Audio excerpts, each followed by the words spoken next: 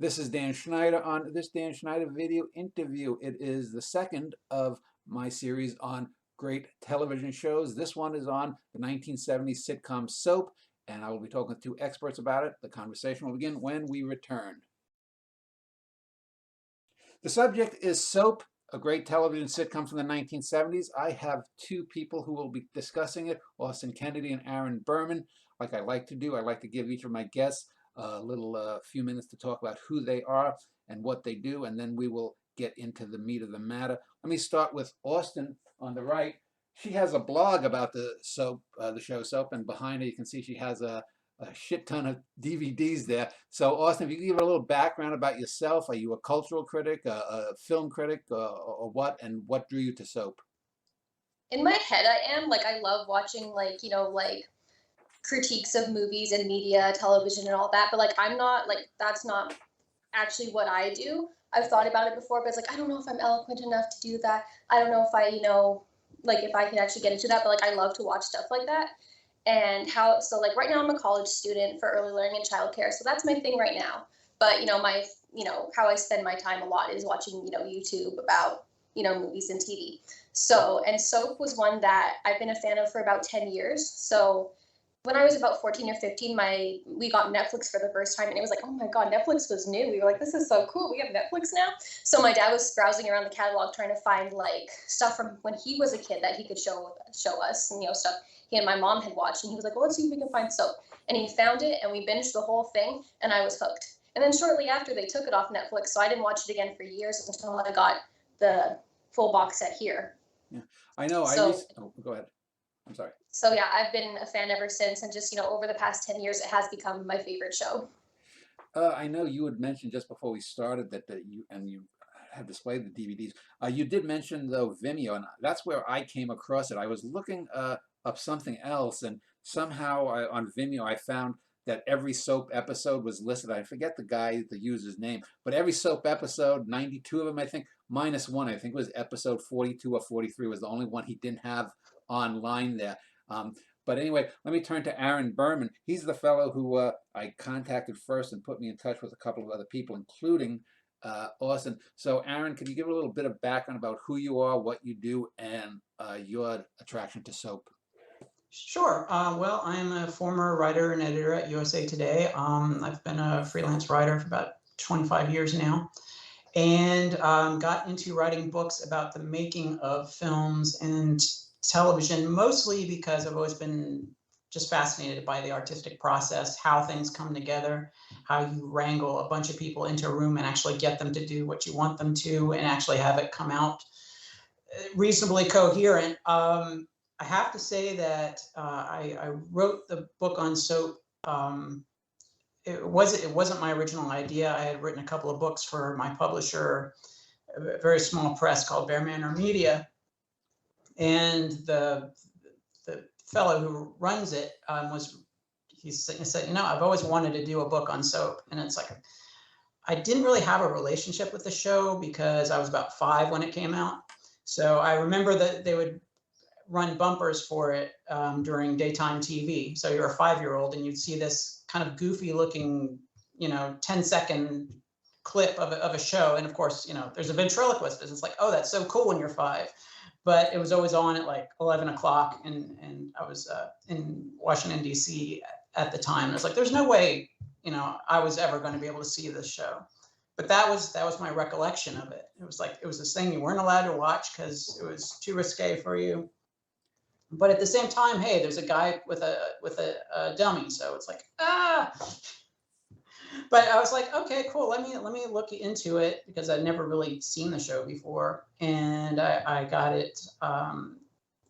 Box sets for Soap are notorious in terms of the releases because they're the most bare bones things you ever saw. But I watched the first season. I was like, I like this show, but I think there's got to be more to it because it's a very uneven show. I mean, I think people even who love the show to death will admit that it's extremely uneven. That's kind of the appeal in some ways. You don't know what you're going to get from minute to minute. Well, that's sort of like the way soap operas are, and I can't imagine the DVD cuts from Soap are as bad as those on the old Odd Couple show, which they cut out they used to have some musical numbers where Felix or Oscar would be singing, and they, because of the copyright, they cut out minute and a half, 2 minute chunks. It's just terrible. I But never knew that. yeah, but let me just talk. Let's talk about the show itself in general before we focus on more specifics. As I said, I want to do on great TV shows, and about a decade or so ago, I did a top 10 of American television shows, and I didn't include soap on. I didn't even really remember this show. I No one have, does. yeah, I know. I had, The Odd Couple. I had Barney Miller, Mary Tyler Moore, Bob Newhart, and a lot of the usual suspects. But what do you think? I'll start with you, Austin. Why do you think that soap has been forgotten? Because it really is a good parody of soap operas, not only then but today. And I watched soap operas. I watched Dark, with the Dark super Shadows. Dark Shadows when I was a little kid. Then I since the late '70s I watched the ABC soaps until there's only one left, General Hospital.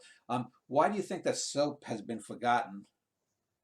Well, and I was thinking about this today, but first I just want to say, like, having it be a parody of soap operas was a big appeal for me as well, because I watched soap operas with my mom when I was a little kid, before I was in school and when she was staying at home with us. So that was another thing where I was like, ooh, we get to make fun of this thing that I grew up with. Like, that's very intriguing. So, but yeah, I was thinking about that because, like, and I keep on comparing it, and like, I don't know if it's fair or not, but I keep on thinking about like the success of Golden Girls, not necessarily the success, but like the staying power it has had and how it's like still like a phenomenon today, and how there's all kinds of Golden Girls merchandise, and then when you look for soap merchandise, this is this is it, right? So yeah, but like Golden Girls is like such a big deal now, and I was like, well, why is it that this and it's a Susan Harris show, so I feel like the comparison, I can it's fair enough to say they're both what Thomas Harris shows, but it's like, why is that? So I think, it only ran for 4 seasons, right? So that could be a factor. Whereas maybe if it had, 7 or 10 seasons, it would have crossed over to more generations. So like, Golden Girls ran for like, I think it's 7 or 8. So it had a little bit more time to be on TV. And then I think also perhaps the serial format of it, where like you have to, you could just drop in and watch a random episode, but you might not necessarily, get what's going on. Just like a soap opera, like you have to watch a month of or like, at least a week of a soap opera to be like, okay, what, get everybody's storyline and catch up. So I think, whereas with Golden Girls or, other typical sitcoms that just have the plot of the week format, you can just drop in at any time and be like, okay, this is what we're doing this week, and next week it'll be totally different and everyone will be the same again. Whereas with soap, you have to know what's going on prior to that. So I think that could be a factor. I don't know. It's weird because, like, when I was watching it, like you said, there's like, the standard Barney Miller, XYZ, all these shows that, if you, any top 10 list, like the one you made, and just like, you look up top 10 television shows. Or like when I was a kid, my dad had this huge book that I loved that was like 50 years of television. Well, now it's like 60 or 70 years of television, but it was the 50 years of television, and it listed all these shows. Little House on the Prairie, Brady Bunch, whatever. And it's like, soap's not in there. So I don't know exact. I can only speculate, but yeah, I don't know why it hasn't like held on as much as other shows from the time. How about you, Aaron? What's your take on why it's not gotten its due?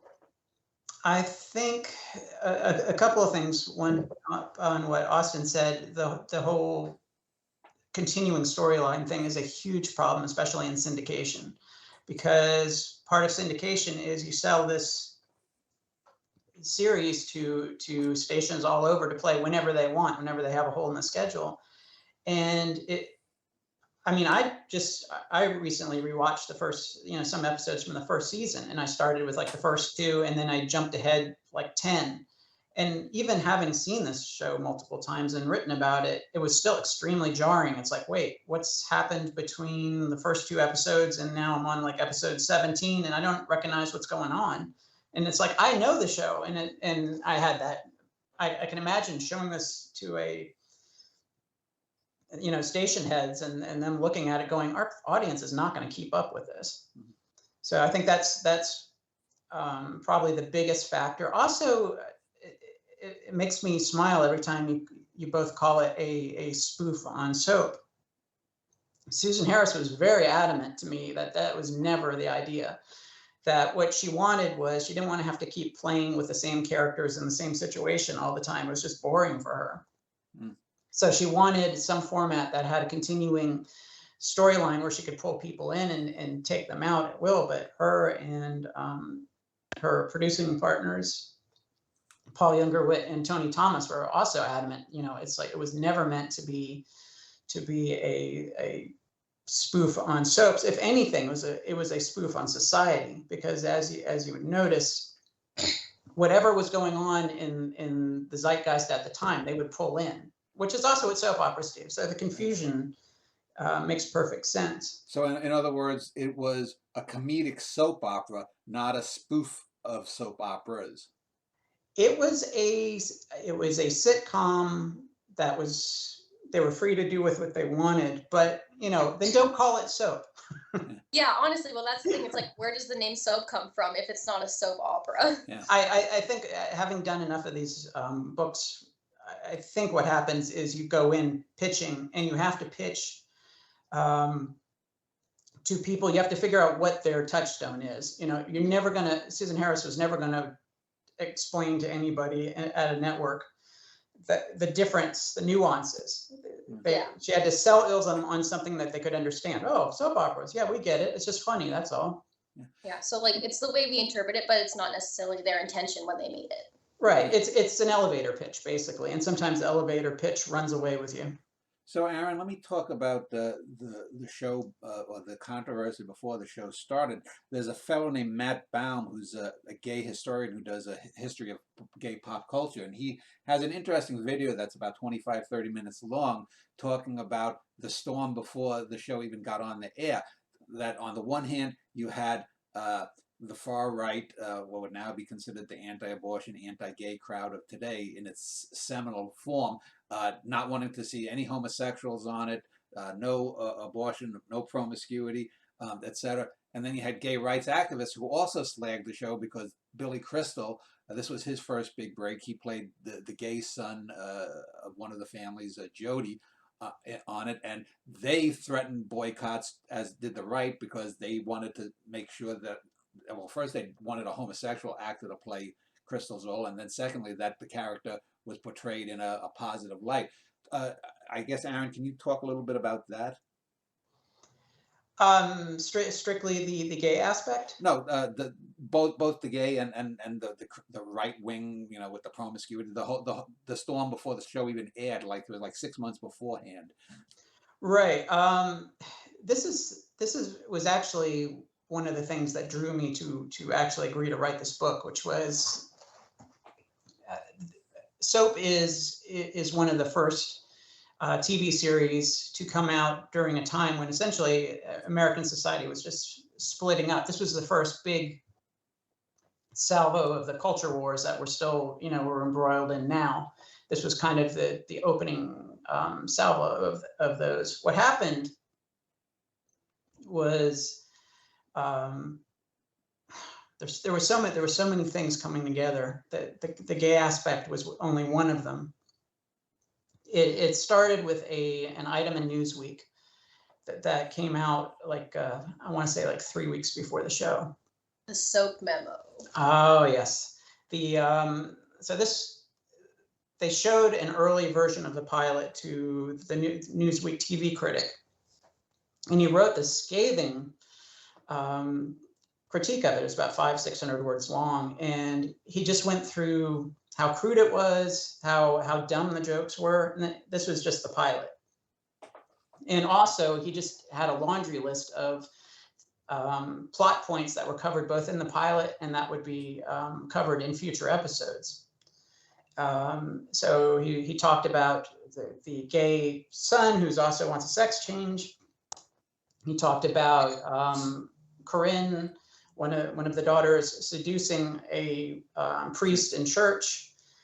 Not quite how things turned out, but the gist was the same, was accurate. And then they published this, and people were so outraged by just this show that they hadn't even seen, hadn't even aired yet, that they flooded the network, they flooded the productions company, and they also flooded the sponsors with mail saying, you can't do this. This is ridiculous.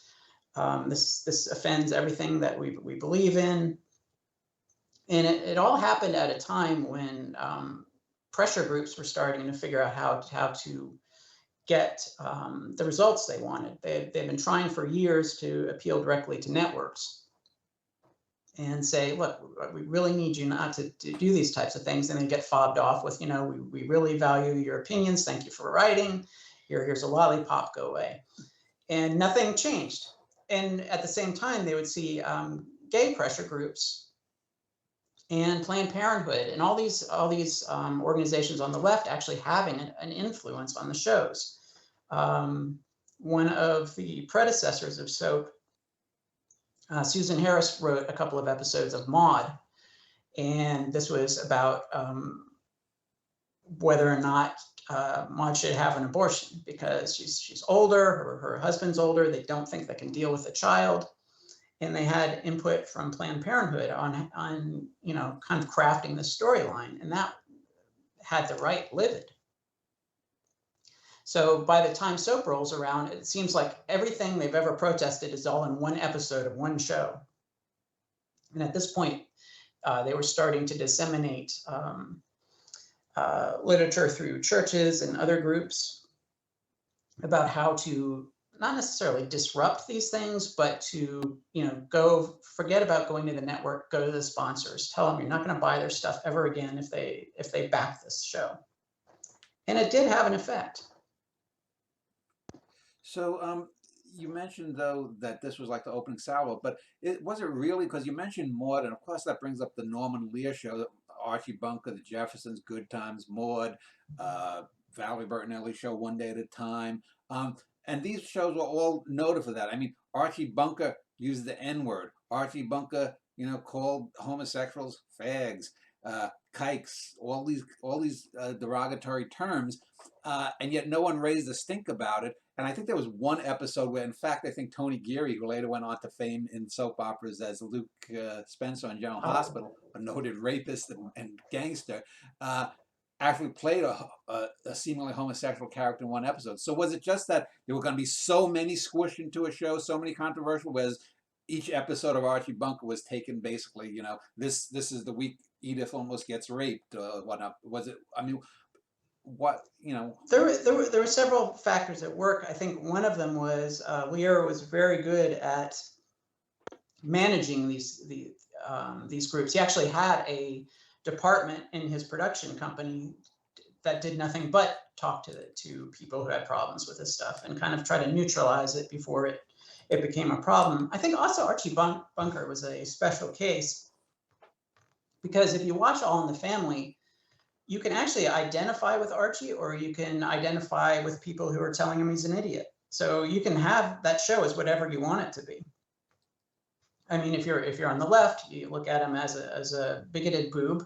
If you're on the right, he's saying what you think. So, I agree with that. I think it's like Archie Bunker, the main character is the guy who's bigoted and all that. So like you said, if you're the bigoted person, you're like, oh yeah, Archie Bunker's right. And then other people will be like, he's an idiot, and all the characters that are making fun of him. Whereas Soap, it's like the main character is the gay character, and the main character is the one that's in love with the priest. So like you have to relate to them. And there's not really necessarily a character going in and saying, oh, you're so gross, you're so disgusting, So that makes a lot of sense. So let's talk a little bit then about, they get the show going. Let's talk about some of the main actors. And the first comment I would make is, when watching, and I know this was Billy Crystal's first role as Jody Campbell. No, he wasn't Jody Campbell. Jody Dallas. Yeah, the mobster was the father we see killed off screen, or a flashback to it. But the thing I found interesting was his was one of the least interesting characters, and in a sense, one of the least controversial. I mean, did they try to keep until the very end where he becomes an old Jewish man, has an MPD episode or something?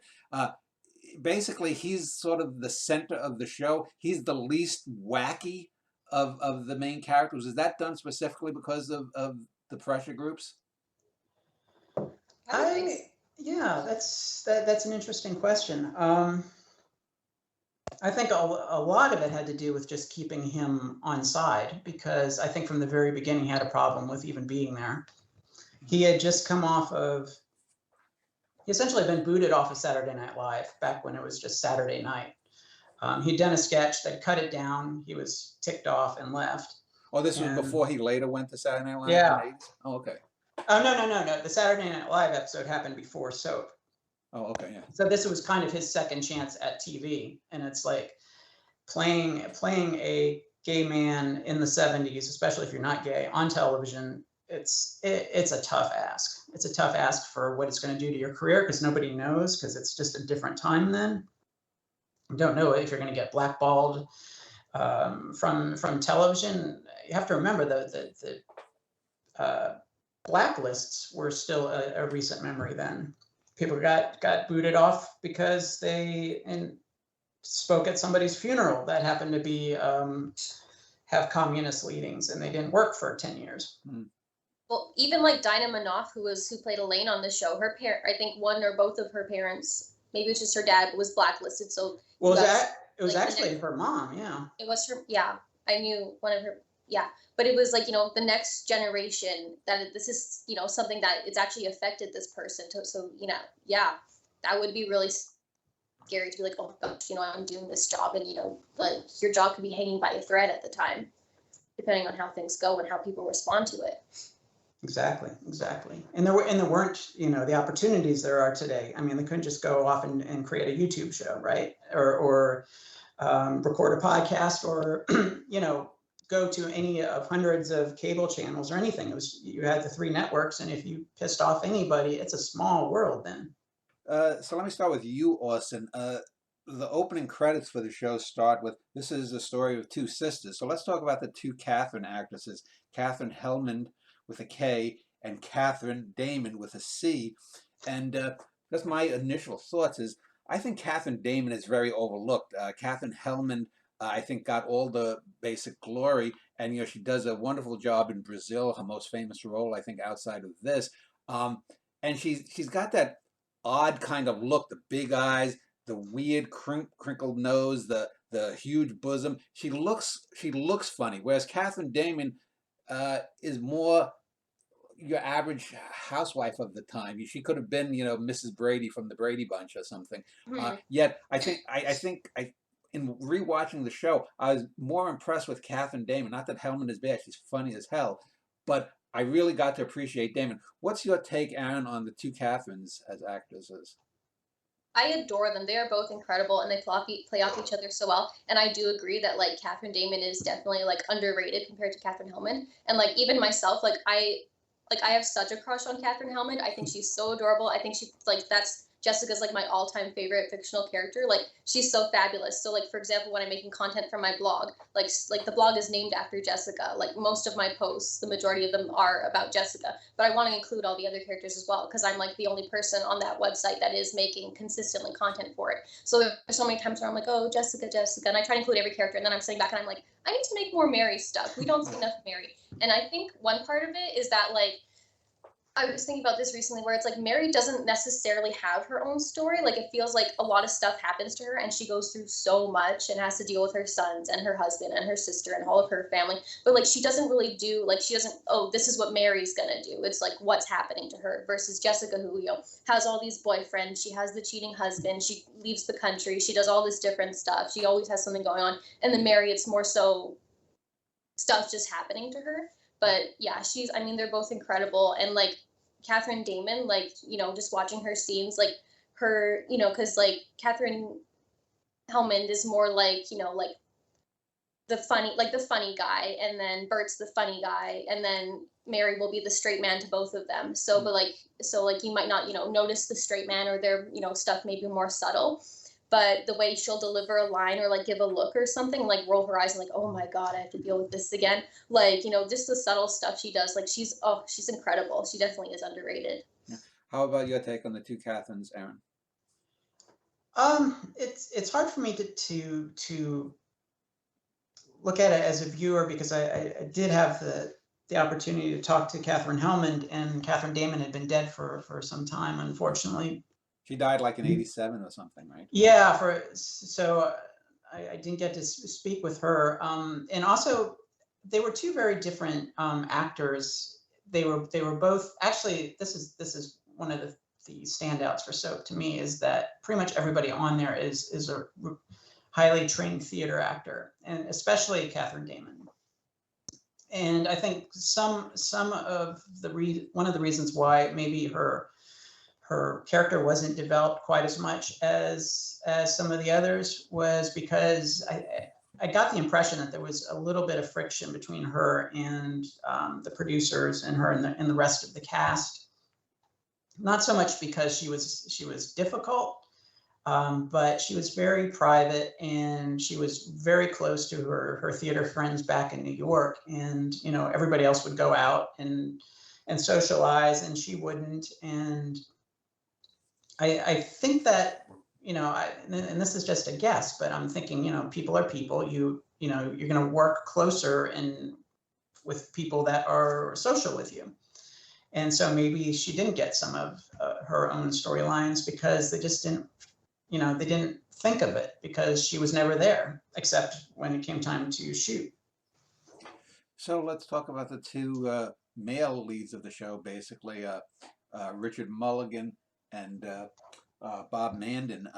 Mandan played the serial cheat, as I think one of you mentioned just a moment ago, and Mulligan was, I have to say, watching it, the guy is a throwback to the Three Stooges. His physical comedy, I think only maybe John Ritter that I can think of off the top of my head in the last 50 years on television, is his equal. But I mean, he's just superb. Let me start with you, Aaron. Yeah. Aaron, let me start with you on Mulligan and Mandan. Yeah, I think Mandan was. I think one of the telling details for me when I was talking to him is he said that he actually started out intending to be a psychologist. He started taking some classes, ended up studying statistics and going, this is boring. I want to go back to acting. And so, if you want to eat, you have to get yourself on a regular television show. He reminded me a little bit of Edward Herman. I don't know if you recall the name. He pops up everywhere. He has that ability to play the upper class waspish, self-regarding person. At the same time, he can play it for laughs. Robert Mulligan was a force. I mean, Mandan, you mean, or Richard Mulligan? No, I'm going to Mulligan now. I'm sorry, Richard Mulligan was a force. Basically, everybody who worked with him was like, just step away from him. He's going to do what he's going to do. They block out a scene. They'd rehearse it, knowing full well that once the camera was on him, he was just going to go past anything they'd actually rehearsed. And that's hard to play against. But at the same time, what we get is just. There's two standouts in that show. One is Mulligan, the other is Jay Johnson. The Chuck and Bob thing. They steal every scene that they're in. It says nothing bad about everybody else in that show, but it's really hard to compete with that. Yeah. How about you, Austin? What's your take on Mulligan and Mandan? I mean, once again, it's like Robert Mandan is more so the straight man to Catherine Hellman. So he's like, and again, he has like the subtle moments, but he gets to have like the really like the more outlandish stuff, like when he loses his memory, he's like, I'm Gloria Swanson, I'm Gunga Din. Yeah. And he gets to have those more out there moments.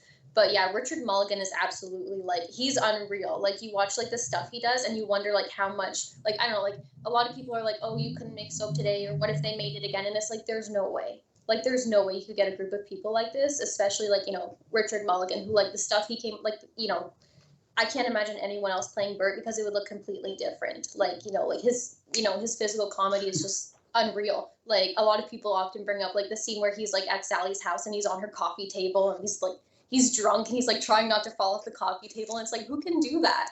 Or, just, when he's being, when he's thinks he's invisible and stuff like.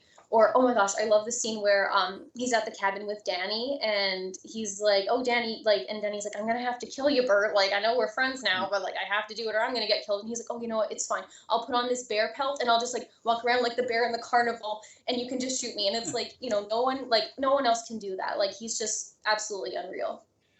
So let's talk about the two daughters in the Tate family. Since we just mentioned it's basically two two families, the Tates, which are the upper crust WASPs, and the working class Campbells, or Campbell Dallases, I guess you would call it.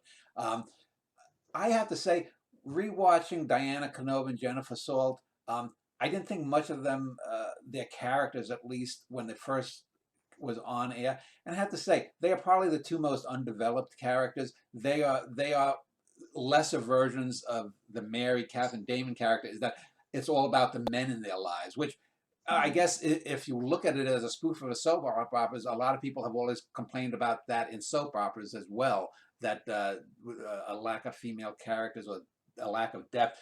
So what is your take on Jennifer Salt, who I think had a few, she was a movie actress of some renown in the early 70s, and Diana Canova, whose mother was a mother or father was a famous vaudevillian, I think. Yeah, that was her mother, Judy Canova. Judy Canova, yeah, okay. Right. So go ahead, Austin. What's your take on those two first, and then I'll go to Aaron. I recently listened to an interview that Jennifer Salt did, and she was talking about how like she didn't really enjoy acting, like it wasn't really fun for her, it wasn't really where she felt she belonged, and so now she's writing and producing, which is wonderful for her. But when I watch soap, it's like she's so, and like, you know, it's like if you don't like it, you don't like it, that's fair enough, but she is so wonderful. Like she is a really great, you know, she is a great actress. And I do agree, like I don't find, like I enjoy the two girls, I think they play off each other well and their family well, but I agree they're not the most interesting characters on this show. And like people have asked me, like if I'm like, you know, making a post or whatever, I'll be like, okay, pick two characters or two scenes or whatever, and I'll choose between them. And someone messaged me and they were like, can you make a post of you know, can you choose between Jody and Danny or the two sisters? And I was like, Jody and Danny, absolutely. You know, they have like such, you know, their brotherly relationship is so much stronger than the girls, and you know, they're very, you know, they have like more of a connection, I find, than you see with the girls. Like the girls are so mean to each other, which like sometimes it's like that. But yeah, Jennifer Salt though, I mean, one scene I really love is when they're in the bedroom in Corinne's bedroom, and Corinne is like, oh, you're never gonna guess what's happening to me. Our mom is having sex with the same guy that I'm having sex with. And like just Jennifer Salt's reaction to it, she's like, mother? Our mother? The one downstairs? The redhead? And like just, you know, the way she, like, you know, she does such a good job. But I agree the girls aren't quite as interesting as the boys necessarily. Aaron, your take on them? They are the least developed, but I think in Corinne's case, we're talking about a character who is sleeping with the same person that her mother is sleeping with, is coming on to a Catholic priest, even though she's known him since they both were kids. That's it required a special actor to be able to pull that off without just seeming extremely skanky. Mm-hmm. And I think just kind of the natural sweetness she was able to give to this character and make her likable, even though she's doing these things that anybody else would be like, oh, this is just trash. I think she gets kind of a special commendation from me for that. Jennifer Salt, as you pointed out, never really was comfortable being an actor, and especially if you think about it, and a female actor in the 1970s, that is not a good person to be unless you have an extremely well-developed ego. I mean, I don't think it's just the parts that you get that treat you as anything but a sex object are few and far between, or complete ditz. Those were your choices. Mm-hmm. And I feel almost like soap was a great place that they could have made something very interesting with those two characters, but even Susan Harris didn't believe it. You know, they can make alien abduction seem more believable than two young female characters that are interesting. Mm-hmm. So let me ask Aaron then about, let's go to the male side, the sons of the Campbell Dallas family. We mentioned Billy Crystal's Jody Dallas is the gay son. Let's go on. There's Ted Wass, who played Danny, the older brother of Jody. And I have to say, when I rewatched it, I was much more impressed with Ted Wass as a comedian than I initially was. I mean, he's not in a league with Richard Mulligan, but he's right there with, I think, Bob Mandan with the physical comedy. And then, of course, you mentioned Jay and Bob, Jay Johnson. He played Bert's, I guess, middle son. And then there was Robert Urich, who played the older son, who was boffing both his cousin and his aunt. And the odd thing was, I didn't know this, but in rewatching it, that Bert, Richard Mulligan's character, does mention that he has a third son, but we never see him on the show. So let me just ask you first: was their plan to bring on a third Bert's son at some point, and they just forgot about it? Because sometimes that happens. The famous one with on Happy Days, the older brother of Richie, who is forgotten by the second season or third season, whatever it was.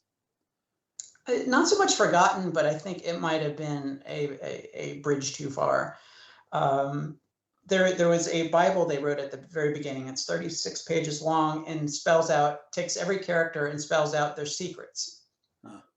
And one of the son that you mentioned, if memory serves correctly, went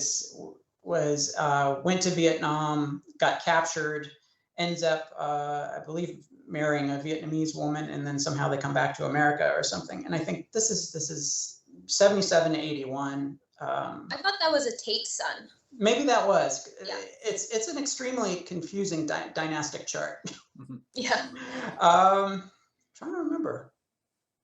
I'm trying to recall what you're saying because I don't remember them ever explicitly saying there was a third son. I think it's just a 2 or 3 minute reference. I forget. It might have been when Jay comes on, or it might have been a couple of episodes, because he mentions that he has 3 sons, and he's not referring to Jody and Danny as de facto sons. This is after Peter. I was just thinking it was Bob. Yeah. Okay. Well, maybe. I think it's just That's actually great. Yeah. And this brings up one of the interesting things with soap is that because they fleshed out this Bible so much, and then they started to set up some of these characters that we never actually see. They make the Bible just gets you the green light from the network, and then you just go off and do whatever it is you want to do, and hope that they don't notice the difference.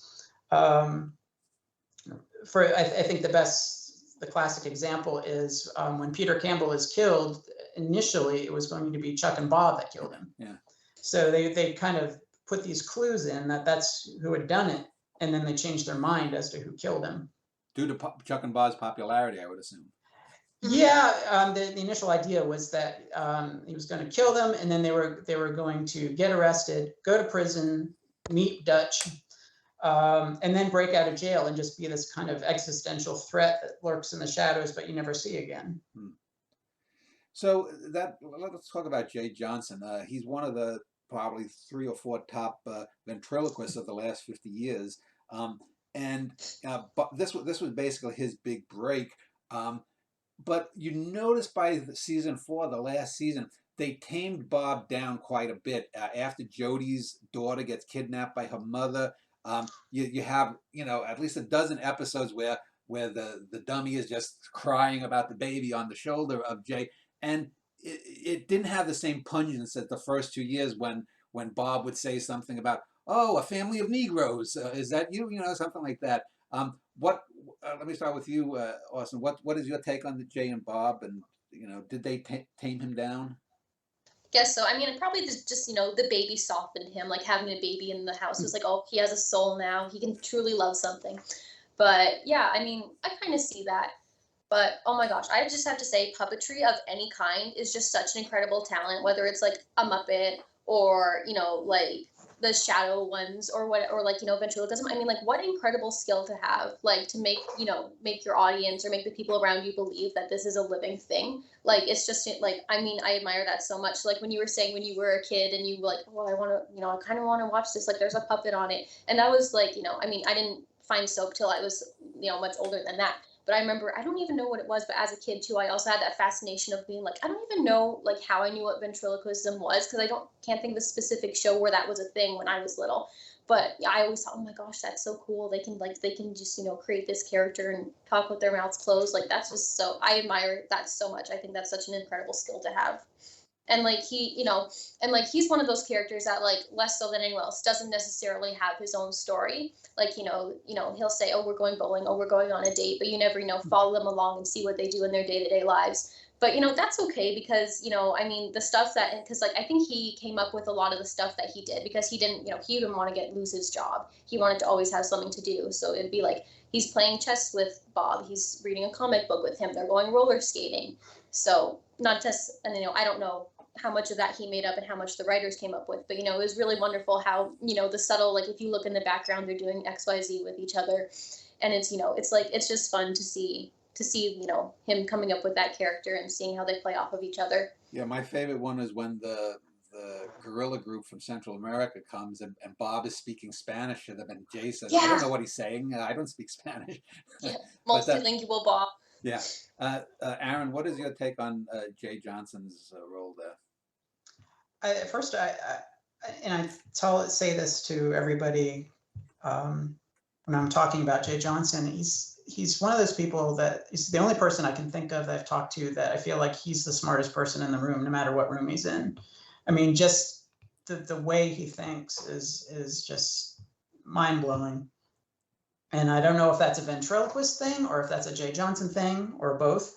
But something that really made sense to me was he was talking about when they first started out, the original idea was that they were going to have just an actor with a dummy on screen, and then there would be another actor off stage voicing the lines of Bob. But because if they had done that, it couldn't have worked, because the way they shot things then, I mean, the actors have to react to something, and you have to edit all this. And this was live editing. You had like four cameras running all the time. So this is on tape. So that would have been a nightmare. And he said when they first started, Jay Sandrich, the director, was telling Chuck, "Hey, okay, now move Bob, make him look at this and say this." And Jay Johnson said, "Look, I can't do it that way. You're going to have to tell Bob what to do, because instinctively I can work with that a lot easier than I can work with you telling me what to make Bob do." And that's what happened from then on. Is Jay Sandrich would say, "Bob, look at this and say this," and that's how they work together. So let's talk about some of the minor characters and actors, and I'll just go roughly alphabetical. I know Jimmy Baio. He didn't play the typical snotty kid of that era or subsequent eras either. But he was probably even overall, other than the cult storyline, he is probably even less notable than the two sisters that we mentioned. Any take on the Baio's character, Jimmy Baio? Well, I think he was there mostly to give Benson somebody to care about other than Jessica. If he had cared only about Jessica and didn't care about anybody else, then it would have been a romance, and they weren't ready to follow that. So having her and her son be the only two he cares about was, kind of made that more palatable in 1977. I think he says in the first episode, the kid, he gives the kid a potion to clear up his acne, and at some point he says, the only one in this house worth a damn. Awesome. Any take on the Jimmy yeah, Baio I do thing? agree that like he is one. I think it's because he was a kid and he was a minor and all that. That it was like he just legally probably couldn't do as much stuff as the other actors, and it was also like, well, what are we gonna do with the kid? Like, what kind of scrapes could we get him into? So for him, it was mainly like the teacher affair, and then joining the cult, and neither of those happened until way later in the show. So in the beginning, it was just like, here's the kid, here he is, and like he's so funny though. Like he's a great. I guess he's retired now, but he was like a really great actor, and like he did a great job with what he had, and he was like, again, a straight man to basically his entire family, where he's like, I'm the only one that's not crazy, and I love the ongoing gag of where like every time he walks in the room, they're like, and he's like, okay, great, like I know the deal. You're not going to talk to me. Maybe when, maybe today after school, I'll get married and get a wife and buy a condominium, and then we'll invite you over for supper, and then we won't talk to you. How do you like that? Bye.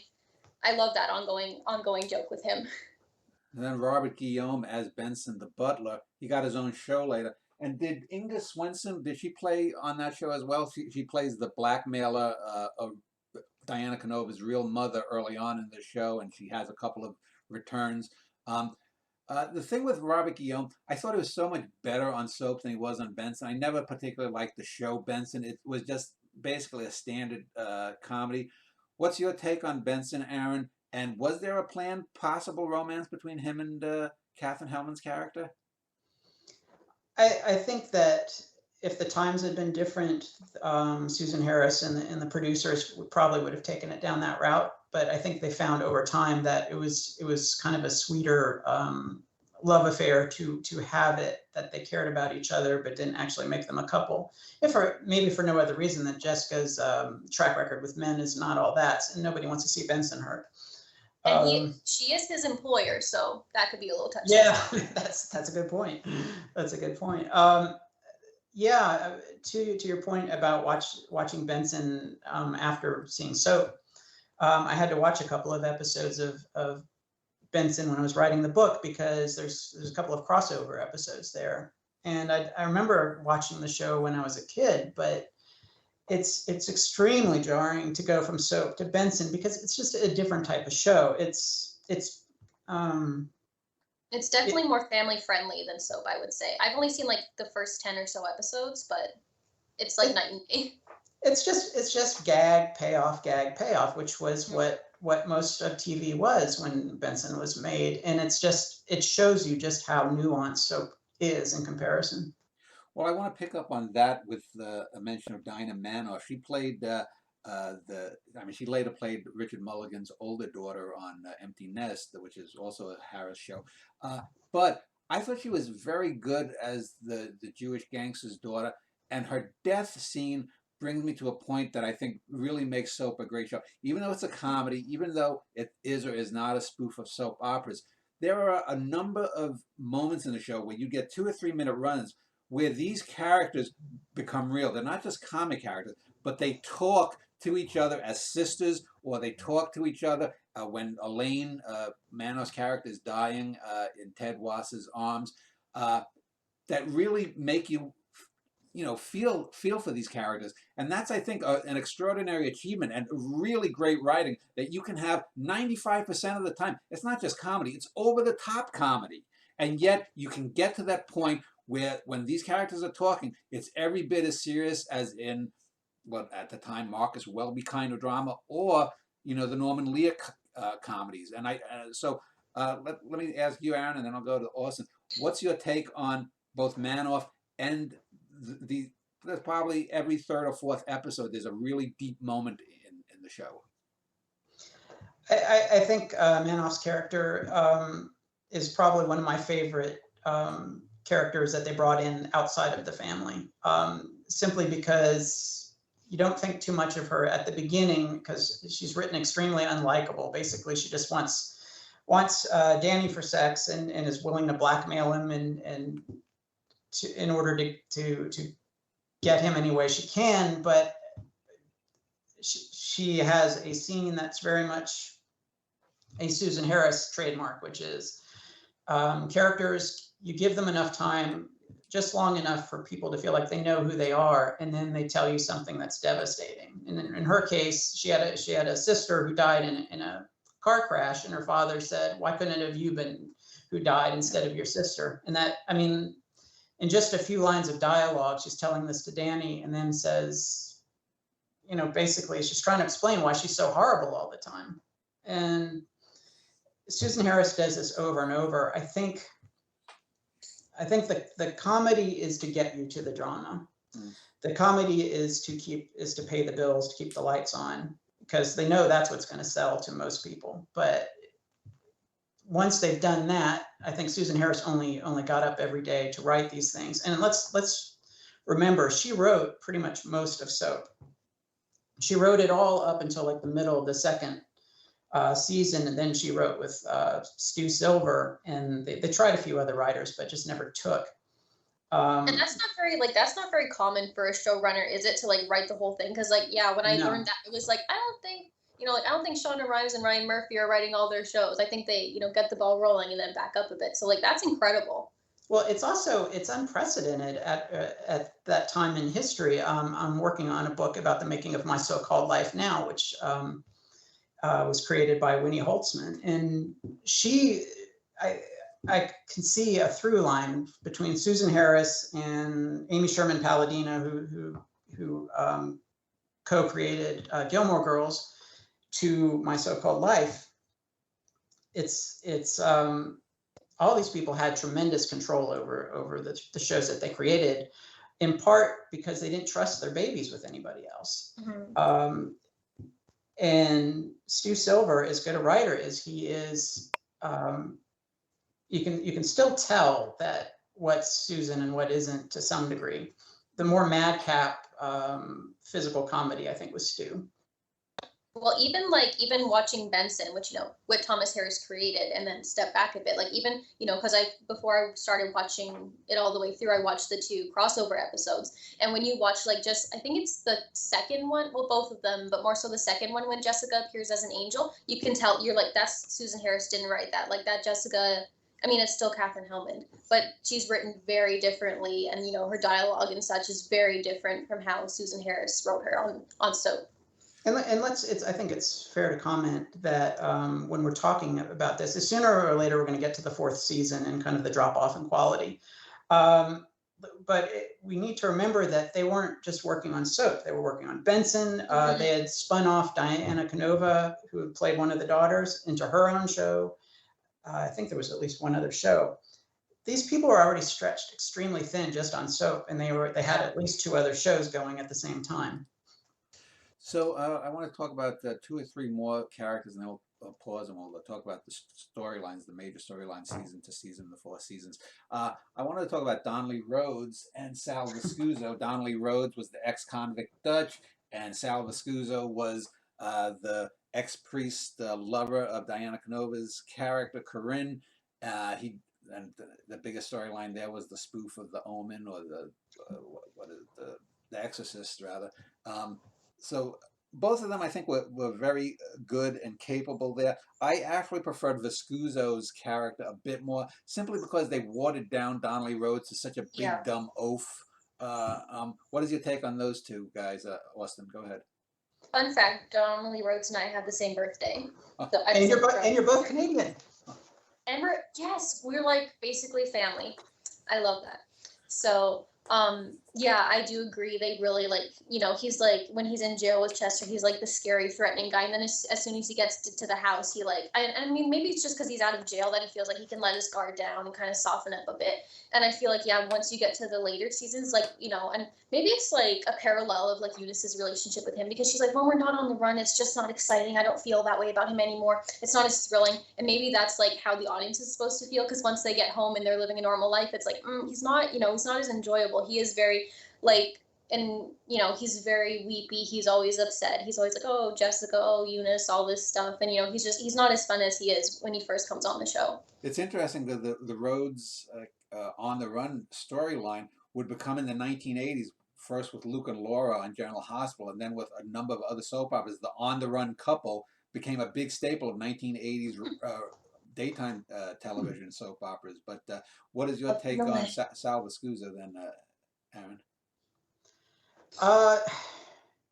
It's really interesting, because for me, it's hard to separate Sal Viscuso, the person, from the character. I talked with him at length, and he is this personality that just sort of he's the nicest person in the world, and everything he feels 100%. And after you're done talking with him, it's like, wow, wait, what were we talking about? And then to see what, Father Tim, he's earnest when he needs to be earnest, but the character is really amped down. I mean, you see, he plays the tragedy of this character. This character, by the way, that was named after a famous Lenny Bruce routine. His name is Father Flotsky, and there's a Father Flotsky's Triumph is one of Lenny Bruce's famous things, and it was just kind of a nod to this was the type of comedy they wanted to do. It's just kind of this, really nervy, right up to the edge type of comedy, and that was their tribute to that. But you see this guy. There's the subtext of Soap itself is that God is constantly testing everybody in this family, but ultimately you can look at it as a parable, and it's really testing Father Tim. He fell in love with Corinne as children. He ended up going to the priesthood. She never really lost her flame for him, and she basically gets him to leave the church, and they get married, and it just doesn't work out because the call is too strong, and he goes back to the priesthood. So the final actor character I want to speak of, and then we'll break and we'll talk about the storylines, has to be the Major, Arthur Peterson. Other than, as you mentioned, Mulligan and Jay and Bob, well, it's not. What's Jay Johnson's character? Chuck and Bob. Yeah. Chuck and Bob. The Major is just there for absolute just comedy. I mean, I don't think there's a single scene of any that. I mean, my favorite one is where he swings through the window when Jessica's on trial for murder, and commandeers the whole courtroom. It's just so over the top. I know that Arthur Peterson had a long career. Aaron, if you want to talk a little bit about him and his character for a moment. I have to admit, I do not recall too much about his career before that show. I think for me, that character was the one that really appealed the least, because it was kind of harkening back to a different time in comedy. He had some great scenes, but I think his best scenes were ones in which the reactions of the other characters, we've been playing him for laughs. What he really has is dementia. And every once in a while, Susan Harris would actually acknowledge this. But it's, I think it wouldn't fly today. He'd be in a hospital today. Especially with their money, right? Mm-hmm. Oh yeah, he'd be getting the best care possible. Right. He doesn't have to be at home. Yeah, but then you can't have him pretending World War II is going on. It's basically the Red Baron joke from Peanuts, right? Yeah. Snoopy's the Red Baron. And the Major's still fighting World War II. So Austin, Aaron, let's talk about some of the major storylines, the top 2 or 3 storylines from each of the 4 seasons, and as you had mentioned earlier, the dip in quality in season 4. Season 1 opens up. We're thrust into here. There are several secrets. One is that Katherine Hellman's character is boffing the same guy as her daughter. It ends up in a murder trial. Bert thinks that he's murdered the former husband of, or the dead husband of Catherine Damon's character. So let's start with you, Austin. What of the 2 or 3 major storylines is your favorite, and why from season 1? Oh man, well, I love Jodie's storyline, and as a kid, because I realized I was gay around the same time I started watching soap. So, but for me, because I mean, when you look at the 70s and you think about now, you're like, oh my gosh, gay representation and gay rights have come such a long way in the past 40 and 50 years. But even in the last 10 years, they've come so far. Because when I was, a teenager watching this show, I was like, well, I have 2 gay characters to look up to. I have Jodie on Soap, and I have Kurt from Glee. And there was really no one else. It was just Jodie and Kurt. There weren't even, a lot of lesbians and, bisexual, characters really that I could, relate to. So that meant a lot to me to have a character like that to watch, and to see him play off his family and, be so confident and be like, yep, this is who I am. And, picking on Bert and hitting his shoulder and being like, hey, Bert, how's it going? Just seeing how confident he was. And so I really, all the way through, I loved his storyline, even though, they didn't always handle him well. There were a lot of, it was like, we get it. It's the 70s and straight people are writing this. We don't really always know what we're doing. But I think overall they did a really good job with that character. So, and I love, everything Jessica, I just adore. Well, let me just ask you though, because I have a coworker who's in the early 20s, a female, who thought she was a lesbian, now is coming out as a trans man. And that a lot of some people I've noticed online, especially in some gay blogs, the few that mention I have so talked on that storyline. Yeah, well, they've talked about the confusion there in the 70s with homosexuality, lesbianism versus trans stuff. Do you think that was, I guess that was just a product of the times? Yeah, and I mean, well, you mentioned Matt Baum earlier, and I did watch that video as well. I've been a fan of his videos for a few years now, and I was waiting for him to do soap, so I was really happy when he did that. But they kind of, they touched on the confusion because there's, Jody from the beginning, he's like, I'm gay, but he's also like, I'm going to get a sex change operation, as they said back then. He was like, I'm going to become a woman. So, and, a lot of the audience was like, well, what does this mean? Like, does he actually identify as a woman, or is he a gay man? Like, what is the truth? Is he confused? What is the truth about this? And so some people, in Matt Bound's video, he said that some people do feel that Jody is transgender, but it's like, well, after this storyline ends, it's never brought up again. He never shows interest in that again. So like, even, when I was a kid watching it all the way up to a few months ago after I watched Matt's video, I was like, okay, so what's the deal? Why do they have this in the story? If it's not carried on throughout, what does it mean? So how I'm reading it now, and how I'm like, this makes sense. It's actually not confusing. I mean, whether he's bi or gay, definitely there's still like... Well, he sleeps with at least 2 females, I believe, right? Yeah, which like the first one I can see, the second one there's no chemistry there, so that's not real to me. That didn't actually happen. I ignore it when he's with the private detective. I'm like, you don't act, like, there's no chemistry there. But yeah, so when he's saying he's going to get a sex change operation, like, he tells his mom, he's like, this is how I feel. I've always felt like a woman. And it's like, well, why would he tell her that if it's not true? But the way I look at it is that he's with this man who is a public figure. He's famous, he's an athlete, and when you're, in that role, back in the day, it's, you can't come out. Like, it would be so dangerous for him. He would lose his job, all this, you don't know what could happen. So he's trying to protect Dennis, is how I see it. Like, they're very quiet about their relationship. They're not open about it until, the second season, and then they break up anyway.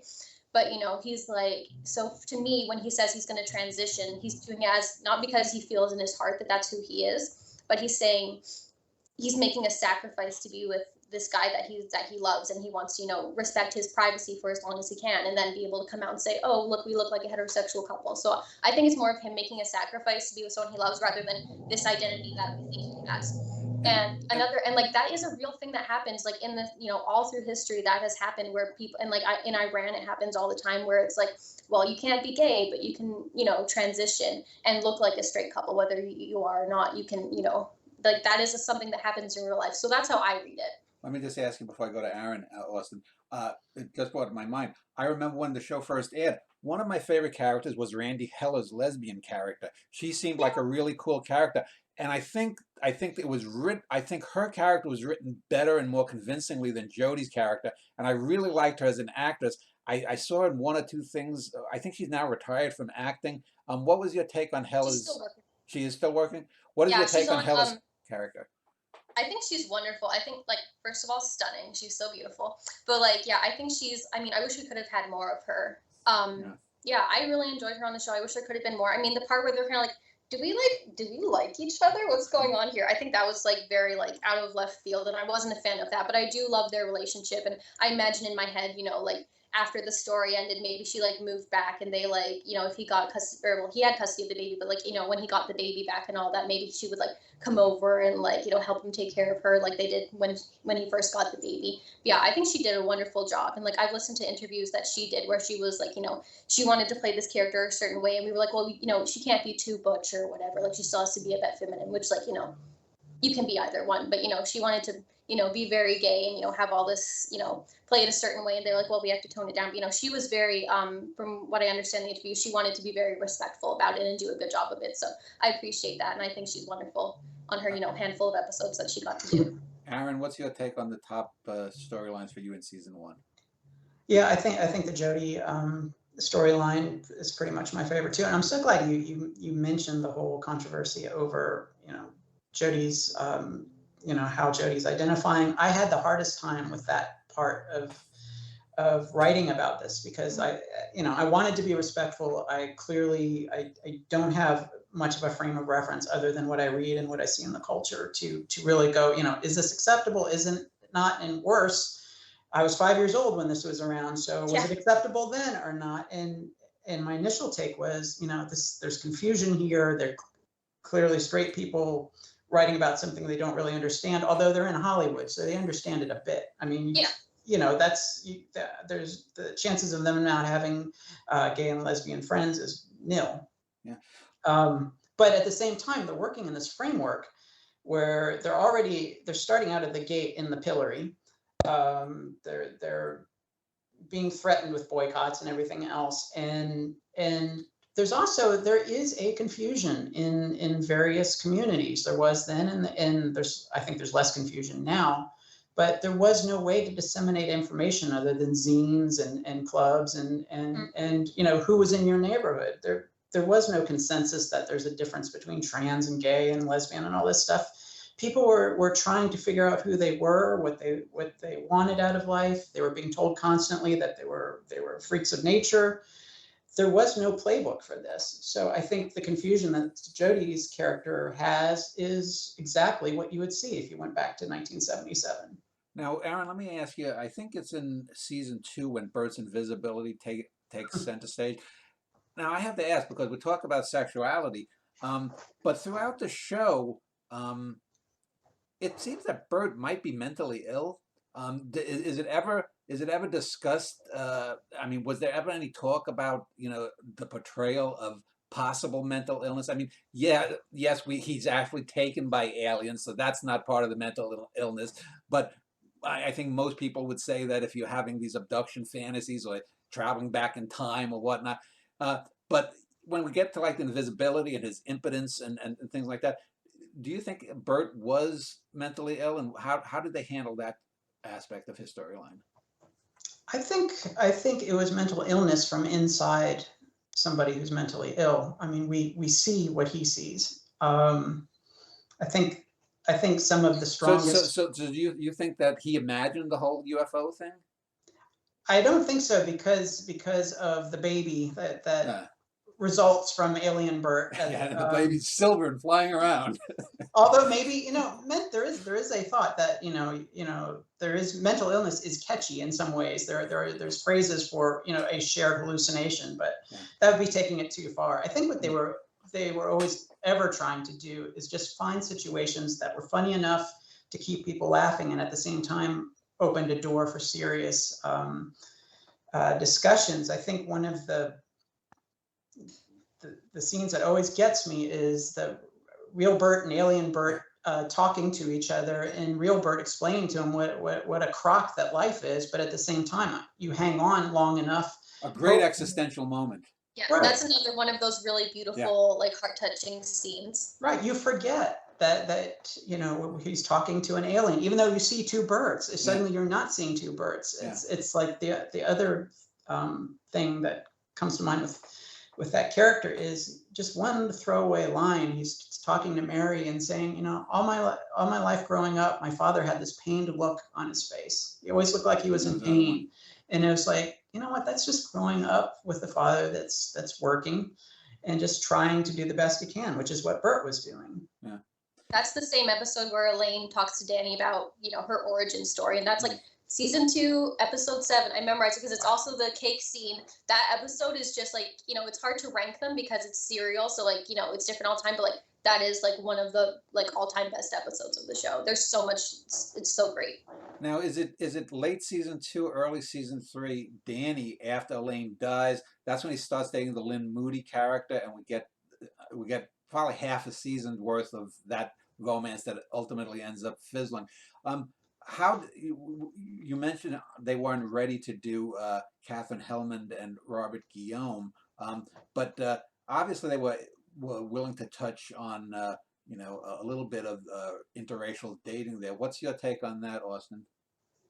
I think, once again, I think the world just wasn't ready for it. And I mean, Danny himself in the story isn't ready for it. And I think like how that storyline plays out kind of connects to like how like his character changed over, because I think the phrase in like the TV trope concept is Flanderization, where they take like one trait of a character and play that up more so than any other trait and kind of exaggerate it. So for Danny, it was like, once in a while he kind of like mixed things up or say something kind of silly, and then it got to the point where he was just a doofus, like he was so, and so for me personally, that like got less funny as it went on. So I think, he was, not as bright anymore.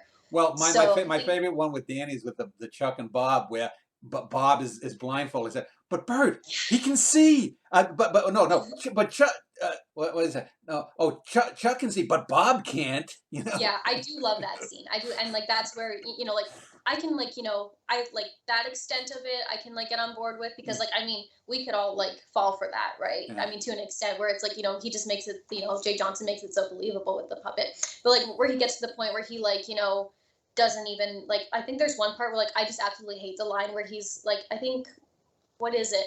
he's talking to someone at the Tate house, and he's like, I forgot what. He was like mixing up colors and numbers. He was like, I forgot like what number of the alphabet this is, and I'm like, that's just so dumb. Like he's definitely was brighter than that. So I think just like the way he like was so exaggerated and so nervous about his relationship, like, and like it's understandable, that was a very controversial relationship to be in at the time. But I think the way he was so exaggerated about it and just always on edge was a little bit of the Flanderization of him, I feel. So I think I really like them as a couple in the show, and I think it could have been handled better, but like given the time, Yeah. maybe it wouldn't, they couldn't do more than that. So it was unfortunate when she left, because I like them as a couple, other than Danny just being on edge all the time. And like funny stuff does come out of that, like when he roughs up the dentist and he's like, they're trying to buy a house and he sees his dentist there and he gets all in his face and he's like, but this is another thing where it's like the physical comedy of it, where he's like, I'm your dentist. And Danny's like, gets in the position where he's like in the dentist chair and he's like, oh yeah, I recognize him now. Yeah. I wanted. It's not. Well, I guess it's a continuing storyline. All of Jessica's would-be suited. It's like every man over the age of 40 falls in love with her. My favorite one. My favorite of them though was it John Byrne? Who's the guy?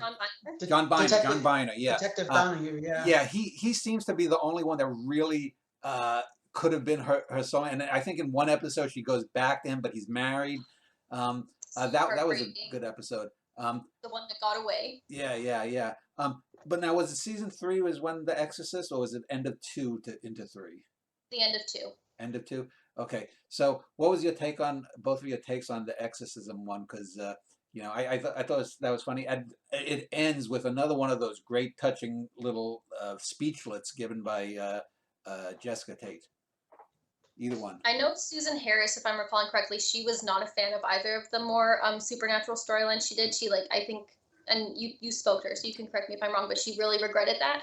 But I mean, and like I can see where she's coming from, because that is very unreal. But like it makes the show memorable. Like when you talk about soap, people are like, oh my gosh, yeah, the alien and all that. Like it makes the show memorable. And I mean, they really I think it's Dynasty or a spinoff of Dynasty had an alien thing after soap, and I can't remember which one it was, but it's still on today. But there's a soap opera where they did a possession after soap, and it was like, was soap an inspiration for these, or is this just the direction that soap operas ended up going in? Because you're like, even though it's in a heightened world, you can still believe, okay, this still exists in our world, even though there's drama happening to them all the time. And then you bring in an alien or a demon baby, and it's like, okay, this is a little bit more out there, but I can get on board with it.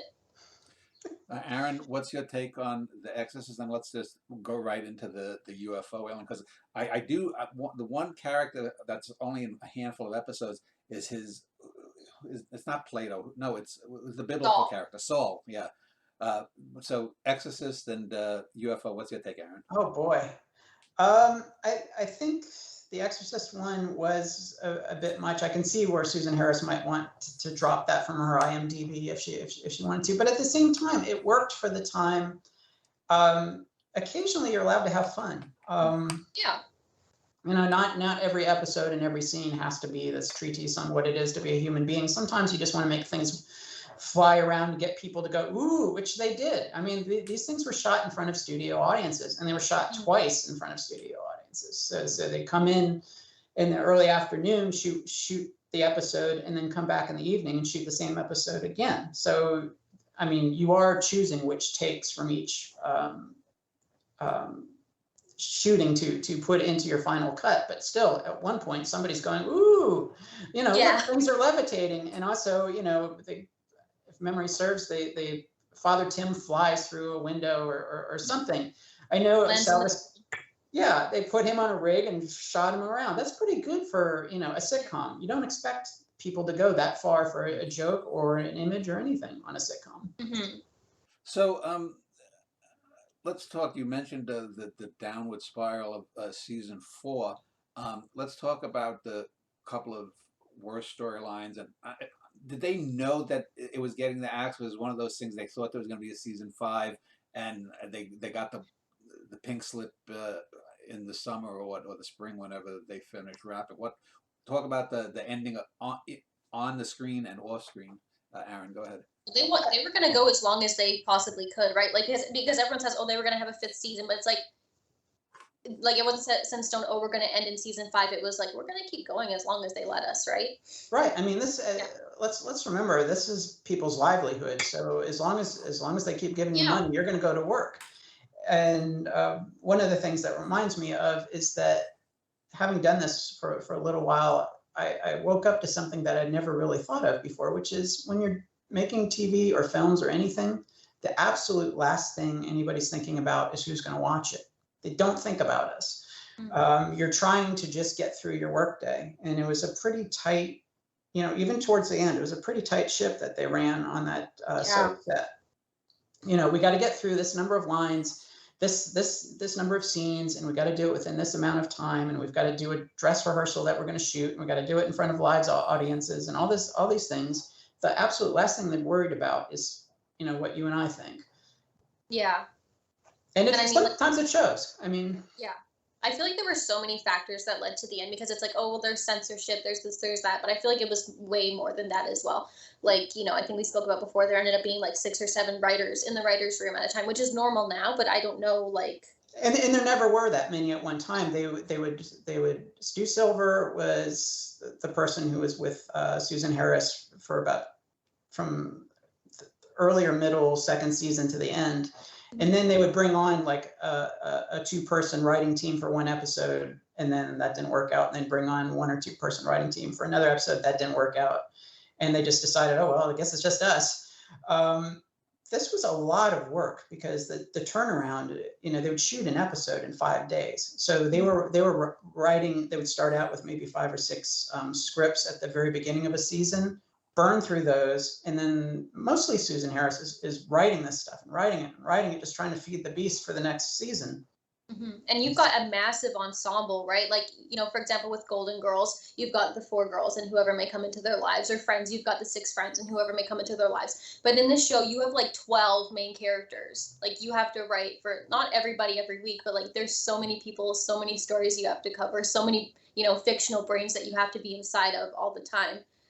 And like, which, you see, like, with the dramedies of today or whatever, you're used to like a bigger ensemble cast, and, dramas in general will more likely do that. But sitcoms, it's more so a smaller cast. So like, that must have been a lot of work too.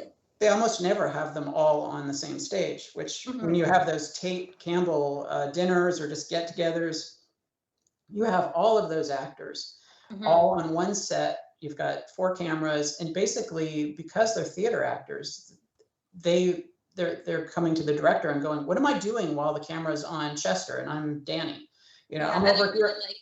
I really like that, about the show, where it's like, because like, I mean, I would imagine doing, a live sitcom, it is a little bit like a play, because you've got the real people right there, and they can see, you're not just, people at home watching this chunk that they're recording. You have people sitting there watching everybody. So you do want to have someone doing something the whole time, whether you're zoomed in on this guy or not. You want to, look in the background and make sure that they're still, they're still working at the same time. Also, you're in front of an audience. So they're watching this whole stage with all of these people, even if only a few of them are being filmed. So it's like, maybe Danny is examining a painting in the Tate household, or, Jody's doing something else. But there has to be a through line for when they finally do turn the camera back on them. They have to come to the position that they're supposed to be at. And also, I think in the season 4, if I think of the main storylines that are ending, there's El Porco, and there's Juan 1 and Juan 2, and the revolutionaries and her being killed or not. Bert becomes a smug asshole, basically running for governor. Then that is honestly the saddest storyline for me. And then, even sadder than Jessica getting killed, it's Bert's downfall, Mary's downfall. And then, well, do we find out if if it's actually an alien, or is that left up in the air? And then the end basically is Bob Mandan's Chester character finds out he's really Danny's father when they do the flashbacks with the 50-plus-year-old people or whatever as teenagers, and then he said he goes, I killed before or something. It's like, well, no, but you had a brain tumor or whatever. You're not. I mean, you're a feat. You're not a killer. But what didn't work about some of those storylines about Austin? Let me start with you. Oh boy, I think a lot of like the exaggeration and how the characters, like, because some characters change for the better, and some, like, Danny and Dutch, who just got so just so different from how they were when we first met them, and just, weren't quite as enjoyable anymore. Or like, I mean, I know you made a face, Aaron, when they mentioned the Jessica's many suitors. And like that's one as like for me where I'm just like especially like the scene where she's like in the hospital bed and you have four guys fawning all over her, and it's like this isn't fun to watch. Like I don't want to see this. I don't want to see her doctor and her therapist. Like we're all in love with Jessica, but like let's keep it professional here. Like it's so yeah, I do agree that like her like the John Biner character, the detective, he was like I think he was one that truly loved her and didn't just see her as a sex object or a toy like Chester did. I mean Chester I think loved her as well, but he was one that like you could really root for that couple. And when they do, like when she does reach out to him again and he's the one that gets away, it is truly sad. So like I like that relationship. But yeah, when all the guys are just falling all over her and trying to grab her hand while she's literally on her deathbed, it's like yeah, that's a storyline that didn't fly with me in the last season. Yeah, I mean, it was just a slapstick. And, one of the things I have a hard time with is working out if something just doesn't work or if it just doesn't work for me. I mean, I have blind spots. There's things I like and things I don't. I think the two greatest tragedies for season 4, one is, as you say, Bert just turning into this really just self-centered, mean, politically seeking guy. And it doesn't match the Bert that we've seen go from the very beginning. You can make an argument that whatever mental illness he had was exacerbated by, the death of his son in season 1. And so all the way through the entire series, he's degrading and degrading. He thinks he can make himself invisible. He may or may not have been abducted by aliens. We don't know. And he's finally coming out the other side, and he's coming out the other side a hardened, grab what you can because somebody is going to take it away type of person. And that makes sense. I mean, the character has earned it, but at the same time, we've loved him for, up till now. And now he's being terrible to the family that he's always claimed. That's why he gets up every day for this family that he's now torturing. Well, and it's so sad that like the last interactions we see of him with his family is him like giving Chuck and Bob, Chuck and Bob are trying to help him out, and he's like, oh, I don't, get them out of here. And Mary's like, and because like again, the family's like, we don't believe that Bob is real, but she's like, you like hurt their feelings, and he's like, whatever, and he's like, no, she's like, you upset them, like you did something wrong here. Like it's so devastating to see his last interactions, and like Mary, like seeing how she becomes an alcoholic and all this, like it's because they're so lovable and they are like the sweetest couple on the show. Like, they're so believable and they play off each other so well. To see the last thing you see them doing is fighting. Like it's really hard to watch and to know that's like, we never know how that works out for them. Sorry, and they were also the one couple that stayed together and didn't really fall out. I mean, they had their problems, but they didn't split up. Yeah. So Aaron, you had earlier mentioned that you wanted to bring up a point with Austin. Yeah, I was just curious, Austin, what you think about, I mean, this was obviously mostly written by Susan Harris, and Gotta plug in my computer real fast. Just curious what you think that looking at the series, if somebody hadn't told you, could you tell that it was a female creator behind it? I think so. I think like, when you think about how it revolves around these two sisters and their families, I think it's kind of like a preview of what Golden Girls will be. And, like I'm only 25, but it does mean a lot to me to see these two, middle-aged women that are, sitting around talking about sex, talking about their relationships, being real people, having real lives. And then, the Golden Girls go on to do it. And, a different creative team. But like now we have Grace and Frankie, where it's a very similar dynamic where, you've got these two older women who are, they're sexual and they have boyfriends and they're doing all this stuff. And they, it's like, because I think in Hollywood and theater and all this stuff, well, not so much theater, but, like when you're a performer, there is, there's been like an expiration date. Like once you're 40, we don't really want to see you anymore. Once you're, this certain age, you're a spinster. So it is really nice to see, the representation, even though that's far away from me, it is really nice to see that and be like, yeah, like these are real people. So that means a lot. And like we said before, the younger girls don't really have as much, as stories as their, mom and aunt. So yeah, I mean, she does put a lot of love into those two women. She puts, a lot of care into how their stories are told. So I think you can tell.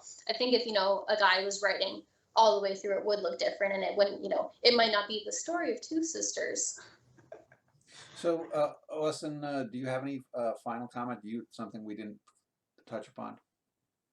I mean, I could talk about this for hours. Oh, So well, we don't have hours, but well, let me just I then know. ask you both to give your final thoughts on why Soap is a great show and people should watch it today. Let me start with you, Austin. I mean, it's hilarious. Like, it is a truly hilarious show, and it is outside of the typical sitcom format where there's the like you said, uh, the joke, the payoff, the set up payoff, slapstick, the or like the snarky humor or whatever it is. It is so genuine. There's so much love in it, and I mean, as it goes on, it gets a little bit a little bit hard to watch, but still all the way through you're rooting through the characters, and like it is just hilarious, and it's so much fun. So, if you haven't watched it, audience watching, I highly recommend it. Aaron, your take on why Soap is a great show and why people should watch it? I think one of the things, if you didn't live through the 70s, it is a great snapshot of the 70s. Everything that you see pop up, quite a few of those things were actually happening in real life. Things like Billy falls into the influence of the Sunnies, who were basically the Scientologists / Moonies, were big at the time. We've already mentioned The Devil Baby, which was a nod to The Exorcist, and I mean, there was alien abductions. Close Encounters was a big thing, so naturally we had alien abduction in there. It's a great timeline for what was popular in the air at that time. Yeah, and you do get some interesting cameos of people who later became famous. Like I think one was Joe Mantegna, and I'm sure there's probably at least a dozen or so others. So I will link to your blog, Austin, and your trio of websites, Aaron. I'll link below here. People who want to find out more about Soap. Aaron, do you have do you have an episode by episode guide? I think I saw that online. Is that you that has that? No, that wouldn't be me. That would, I do have that in the book, but I don't have an online version of that. All right, well, I'll link to both of them, and thanks to both of you for spending an hour and a half or so talking about this great show. Thank you for having us.